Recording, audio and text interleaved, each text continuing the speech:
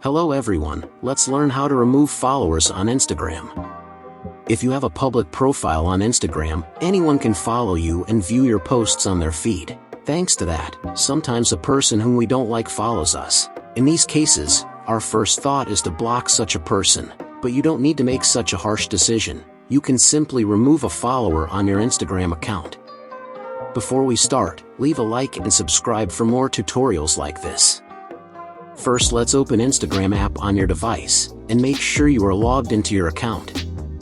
After that, go on your profile by tapping on little icon of your profile in bottom right corner of the screen. Now I will show you a two method to remove followers on your account. The first one is to go on your followers list and remove a follower. You will do that by tapping on your followers in the top of the screen. Next, you can see a list of all your followers and you can scroll down to find a person you want, or you can go on search bar and type a nickname of person you want, and when you find, you need to click on button where is written remove.